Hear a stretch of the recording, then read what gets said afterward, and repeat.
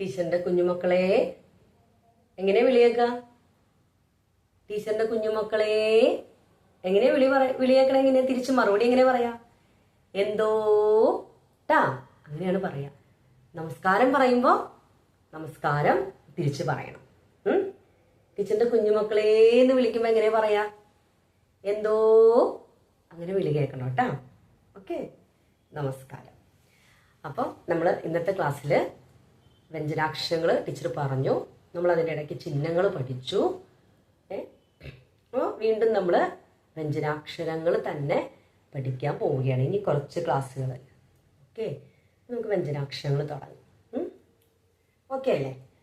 ഇന്ന് പഠിക്കാൻ പോകുന്ന അക്ഷരം ഏതാണ്? കണ്ടോ? ഈ അക്ഷരമാണെന്ന് നമ്മൾ പഠിക്കാൻ പോകുന്ന വ്യഞ്ജനാക്ഷരം. പഠിച്ചാലോ? ഇതെങ്ങനെയാണ് പ്രൊനൗൺസ് ചെയ്യണമെന്നുള്ളത് ആദ്യം പഠിക്കണ്ടേ? പഠിക്കാം. ങ. വേറൊരു അക്ഷരം പഠിപ്പിച്ചപ്പോൾ ടീച്ചർ പറഞ്ഞിട്ടുണ്ടായിരുന്നു മൂക്കുകൊണ്ട് പറയുന്നു അല്ലേ? മൂക്കുകൊണ്ട് പറയുന്നല്ല, മൂക്കുകൊണ്ട് പറയുന്ന പോലെ ശബ്ദം വരുന്നു. ഞ, ണ, ന, മ അല്ലേ? മൂക്കുകൊണ്ട് പറയുന്ന പോലെയാണ് ശബ്ദങ്ങൾ. അപ്പൊ അതുപോലൊരു ശബ്ദമാണ് എന്ത്? വ്യഞ്ജനാക്ഷരമാണ്. ഏത്? ശബ്ദമല്ല, ആ ശബ്ദത്തിലുള്ളൊരു വ്യഞ്ജനാക്ഷരമാണ് ഏത്? ങ എന്ന് പറഞ്ഞേ. ങ, ങ, ങ. കിട്ടിയാ? നമുക്ക് എഴുതാം. അപ്പൊ മനസ്സിലാവും. എങ്ങനെ എഴുതുന്നതെന്ന് നോക്കിയിരിക്കണം കേട്ടോ, ശ്രദ്ധിച്ചിരിക്കണം. നമ്മൾ എയുടെ ചിഹ്നം എഴുതില്ലേ? എയുടെ ചിഹ്നം എഴുതുന്നു. നമ്മൾ ഇങ്ങനെ ഒരു അക്ഷരം പഠിച്ചില്ലേ? ദാ, ഓർമ്മയുണ്ടോ? അത് രണ്ടും കൂടെ ചേർത്ത് എഴുതുമ്പോഴാണ് ഈ അക്ഷരം വരുന്നത്. ങ. കണ്ടോ? പഠിക്കാൻ എളുപ്പത്തിലാണ് ടീച്ചർ ഇത് എഴുതുന്നത്. സ്പ്ലിറ്റ് ചെയ്ത് എഴുതരുത്. മനസ്സിലായോ? Okay, okay. ഇങ്ങനെ എഴുതുക. കൈയെടുക്കരുത്. അതേപോലെ മേലേക്ക് പോയിട്ട് ഇങ്ങനെ എഴുതുക. കണ്ടോ? ഇങ്ങനെ എഴുതുക. മേലേക്ക് പോവുക. ഇങ്ങനെ എഴുതുക. ഇങ്ങനെയാണ് ങ എന്ന അക്ഷരം എഴുതുന്നത്. കിട്ടിയാ? ങ, ങ, ങ. നോക്കിയേ, ഇപ്പൊ നമ്മൾ പഠിച്ച ഈ ങ എന്ന് പറയുന്ന അക്ഷരവും മുന്നേയുള്ള ക്ലാസ്സുകളിൽ പഠിച്ച അക്ഷരം ഒന്ന് എഴുതി നോക്കാം. ഞ, ന, ന, മ. കണ്ട? ങ, ഞ, ന, ന, മ. കിട്ടിയാ? മൂക്കുകൊണ്ട് പറയുന്ന പോലെയല്ലേ തോന്നുന്നത്? എന്ന് പറഞ്ഞു നോക്കിയേ. ങ, ഞ, ന, ന, മ അല്ലേ? ഒരു മൂക്കുകൊണ്ട് പറയുന്ന ശബ്ദം പോലെ. മറ്റേതൊക്കെ എങ്ങനെയാ പറയാ? ക, ഓപ്പൺ ആയിട്ട് ഉച്ചരിക്കുന്നു അല്ലേ? അല്ലേ? ക, ഖ, ഗ, ഖ, ങ. ങ വന്നപ്പോ എന്തായി? മൂക്കുകൊണ്ട് പറയുന്ന പോലെ തോന്നി. നിങ്ങൾ ഈ അക്ഷരം പറയുമ്പോൾ മൂക്ക് ഇങ്ങനെ പിടിക്കൊന്നും വേണ്ട കേട്ടോ. ടീച്ചർ കാണിച്ചു തന്നു മാത്രം. ച, ഛ, ജ, ഝ. ഇതെന്താണ്? ഞ, ട, ഠ, ഡ, ഠ, ണ. കണ്ടോ? ഈ അക്ഷരങ്ങൾ നോക്കി. ങ, ഞ, ന, ന, മ. കണ്ടോ? മൂക്കുകൊണ്ടുള്ള ശബ്ദം പോലെ അല്ലെ? മൂക്കുകൊണ്ട് പറയുമ്പോൾ ഒരു പ്രത്യേക രീതിയല്ലേ? ങ, ഞ, ന, ന, മ. അതുപോലെ ഒരു ശബ്ദത്തിലല്ലേ ഇത് വരണത് അല്ലേ? അതൊക്കെ നമുക്ക് പിന്നെ പഠിക്കാം. ഇപ്പൊ നമുക്ക് ഈ അക്ഷരം പഠിക്കാം. ഓക്കെ, അപ്പൊ ഇതിപ്പോ തൽക്കാലത്തേക്ക് മനസ്സിൽ നിന്ന് വിടുക. ഈ ക്ലാസ്സിൽ നമുക്ക് ങ എന്ന് പറയുന്ന അക്ഷരം നമുക്ക് പഠിക്കാം. എഴുതുന്നത് എങ്ങനെയാണെന്ന് മനസ്സിലായല്ലോ? ഇങ്ങനെ എഴുതുക. കൈയെടുക്കരുത്. ഇങ്ങനെ. കണ്ടാ? ഇനി ഇത് ഉപയോഗിച്ച് വാക്ക് പഠിക്കട്ടെ. വാക്ക് എഴുതാം. യെസ്.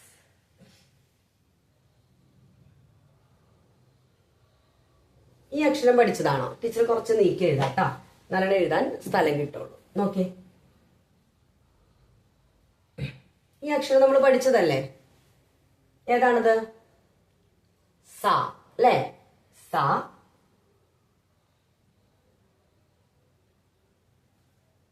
ഇതേതാണ്? ത. ഒരു മിനിറ്റ്, ഇച്ചിരി അടുപ്പിച്ചെഴുതാം കേട്ടോ. സ,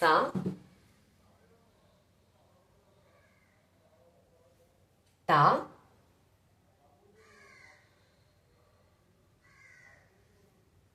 ഇതെന്താണ്? പഠിച്ചതാണല്ലോ കഴിഞ്ഞ ക്ലാസ്സിൽ.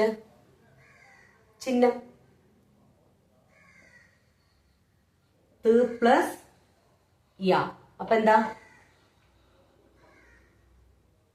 തിയ. ഓക്കെ, തിയ. അപ്പൊ സ തിയ,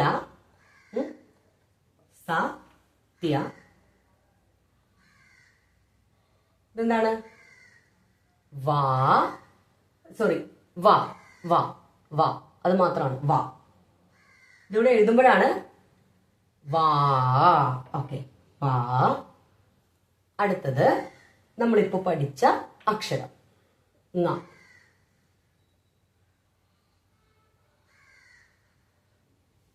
ങ ഉണ്ടോ? സ ത്യ വാ ങ. അടുത്ത ശ്രദ്ധിക്കുക, ചന്ദ്രക്കല. അപ്പൊ ഇതെന്തായി? ടീച്ചർ പറഞ്ഞു ഏതെങ്കിലും ഒരു അക്ഷരത്തിന്റെ കൂടെ ചിഹ്നം ചേരുമ്പോ ആ അക്ഷരവും ആ ചിഹ്നത്തിന്റെ ശബ്ദം കൂടെ വരും. അപ്പൊ ങ ഇ. അപ്പൊ എന്താണ്? ങ്. എന്താണ്? ങ്. ഓക്കെ, ഇനി ഇത് കൂട്ടി വായിച്ചേ. സ ത്യ വാ ങ്. സത്യവാങ്. ശ്രദ്ധിക്കുക, അടുത്തത് ശ്രദ്ധയോടെ ഇരുന്നാലേ മനസ്സിലാവുള്ളൂ കേട്ടോ. ഒരല്പം നീട്ടമുള്ള വാക്കാണ്. ഇത്രയും നാള് നമ്മൾ പഠിച്ചത് 1, 2, 3 അക്ഷരങ്ങൾ വരുന്നതാണ്. ഇനി നമ്മൾ കൂടിപ്പോയ 4 അക്ഷരം വരുന്ന വാക്കുകൾ നമ്മൾ പഠിച്ചിട്ടുണ്ട്. ഇനി വരുന്നത് ഇച്ചിരി 1, 2 കൂടും. അതാണ് പറയണേ, ശ്രദ്ധയോടെ ഇരിക്കണം. സ ത്യ വാ ങ്. മ. എന്താണ്? മൂ. ല. അം. മൂലം. കൂട്ടി വായിക്കാം നമുക്ക്. റെഡിയാണോ? ശ്രദ്ധിക്കട്ടാ. സ ത്യ വാ ങ് മൂലം. സത്യവാങ്മൂലം. കിട്ടിയോ? സത്യവാങ്മൂലം. ഓക്കെ ആണോ? കിട്ടിയോ? ടീച്ചറെ ഇത്തിരി ടഫാണ് അല്ലേ? പറഞ്ഞിട്ട് കാര്യമില്ല. ടീച്ചർ പറഞ്ഞിട്ടുണ്ടായിരുന്നു ഓരോ ക്ലാസ് വരുംതോറും എന്താണ് കൂടുതലായി കൂടുതലായി പഠിക്കേണ്ടി വരും. അപ്പൊ നമുക്ക് ഒന്ന് മാത്രമേ രക്ഷയുള്ളൂ, ഒരൊറ്റ കുറുക്ക് വഴിയുള്ളൂ. എന്ത്? ശ്രദ്ധിച്ചിരിക്കാം. അപ്പൊ ഒന്നുകൂടെ പറയാം. സ ത്യ സത്യ വാ ങ് വാങ്. ഇത് കൂട്ടി വെച്ചേ. സത്യവാങ് മൂലം മൂലം. സത്യവാങ് മൂലം. എന്താണ്?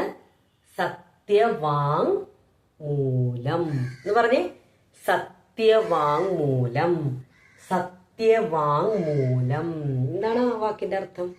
സത്യവാങ് മൂലം അല്ലേ? ഞങ്ങൾ കേട്ടിട്ടില്ല ടീച്ചറെ, പക്ഷെ നല്ല ടഫാണ് അല്ലേ? സത്യവാങ് മൂലം എന്ന് പറഞ്ഞാൽ നിങ്ങൾ വലിയ വലിയ അർത്ഥങ്ങളിലേക്കൊന്നും പോവണ്ട. നമ്മളൊരു കാര്യം പറയുകയാണ്. ആ പറയുന്ന കാര്യം അത് അങ്ങനെ തന്നെയാണെന്ന് ഉറപ്പിച്ച് പറയുന്നു അല്ലേ? ഉറപ്പിച്ച് പറയാന്ന് വെച്ചാൽ ഞാൻ പറഞ്ഞ കാര്യം സത്യമാണ് എന്ന് പറയുന്നതാണ് സത്യവാങ് മൂലം എന്ന് പറയുന്നതിന്റെ അർത്ഥം. നമ്മൾ പറയാണ് എന്താണ്? ഇപ്പൊ അച്ഛൻ്റെ അമ്മയുടെ അടുത്തൊക്കെ ചെന്ന്, ഇപ്പോൾ ചെറിയൊരു എക്സാമ്പിൾ പറയാം. ഇപ്പൊ നിങ്ങൾ അച്ഛൻ്റെ അമ്മയുടെ അടുത്ത് നിന്ന് പറയാണ് എന്താണ്? ഞാൻ ഇന്നലെ ട്യൂഷന് പോയി. അപ്പൊ ട്യൂഷന് പോയപ്പോൾ എന്താണ് ഇന്ന ഭാഗമാണ് പഠിച്ചത് അല്ലേ. അപ്പൊ വീട്ടിൽ അച്ഛനും അമ്മയും വന്ന് ചോദിക്കുകയാണ്, ഈ ഭാഗം തന്നെയാണോ നീ പഠിച്ചേ എന്ന് ചോദിക്കും. അപ്പൊ നിങ്ങൾ എന്ത് പറയാണ്? അതെ, ഉറപ്പാണ്, ഞാൻ ഈ ഭാഗം തന്നെയാ പഠിച്ചത് അല്ലേ. ട്യൂഷന് പോയിട്ട് ഞാൻ ഈ ഭാഗം തന്നെയാണ് പഠിച്ചത് അല്ലേ. നമ്മൾ ഓൾറെഡി പറഞ്ഞിട്ടുണ്ട്, ഈ ഭാഗമാണ് പഠിച്ചത്, മാത്സ് ആണ് പഠിച്ചത്, മലയാളമാണ് പഠിച്ചത്, നമ്മൾ ഓൾറെഡി പറഞ്ഞു. വീണ്ടും അച്ഛനും അമ്മയും ഒന്നും കൂടെ സംശയം ഉണ്ടാവും അവർക്ക് അല്ലേ. ഏത് സബ്ജക്റ്റ് ആണ് പഠിച്ചതെന്നുള്ളത് ഒരു ഡൗട്ട് ഉണ്ടെങ്കിൽ അവർ ചോദിക്കുകയാണ്, മാത്സ് ആണോ മലയാളമാണോ ഹിന്ദി ആണോ ഇംഗ്ലീഷ് ആണോ പഠിച്ചതെന്ന് ചോദിക്കുമ്പോൾ എന്ത് പറയും? ഇത് തന്നെയാണ് പഠിച്ചത്, നമ്മൾ ഉറപ്പിച്ച് പറയില്ലേ. അതാണ് സത്യവാങ്മൂലം. ഇപ്പൊ നിങ്ങൾ ഇതിന് അങ്ങനെ ഒരു അർത്ഥം വിചാരിച്ചാൽ മതി. നമ്മളൊരു കാര്യം പറഞ്ഞ കാര്യം അത് തന്നെയാണെന്ന് ഉറപ്പിച്ച് പറയുന്നു. വലിയ വലിയ അർത്ഥങ്ങളിലേക്ക് ഇപ്പൊ പോവണ്ട, ഇത് പഠിച്ചാൽ മതി. ഓക്കെ, എന്താണ് അതിന്റെ മീനിങ് എന്ന് ചോദിച്ചാൽ നമ്മൾ പറഞ്ഞ കാര്യം എന്ത് ചെയ്യാണ്? ഉറപ്പിച്ച് പറയുകയാണ്. അതാണ് സത്യവാങ്മൂലം. മനസ്സിലായോ? ആ ഒരു മീനിങ്ങിൽ നിങ്ങളിപ്പോൾ പഠിക്കുക. നിങ്ങളിപ്പോൾ കുഞ്ഞിതല്ലേ, അപ്പൊ ആ മീനിങ്ങിൽ പഠിച്ചാൽ മതി. ഓക്കെ, അപ്പൊ നമ്മൾ നേരത്തെ കൂട്ടി പറഞ്ഞൊരു കാര്യം അത് തന്നെയാണ്, ഉറപ്പാണ് എന്ന് നമ്മൾ പറയുന്നതാണ് ഈ വാക്ക് സത്യവാങ്മൂലം. ഓക്കെ, ഇനി വേറൊരു വാക്ക് നമ്മൾ കേട്ടിട്ടുള്ള വാക്കാണ്. വാക്ക് എന്ന് പറയാൻ പറ്റുമോ? ഒരു ശബ്ദമാണ്. ഒരു ശബ്ദമാണ്. നോക്കാം.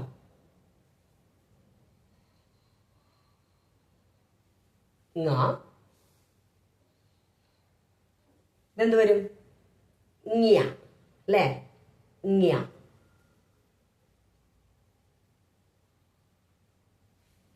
ങ്യാ.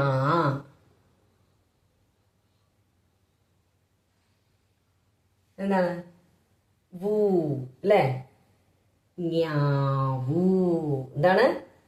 ങ്യാ ആ ങ്യാ വൂ.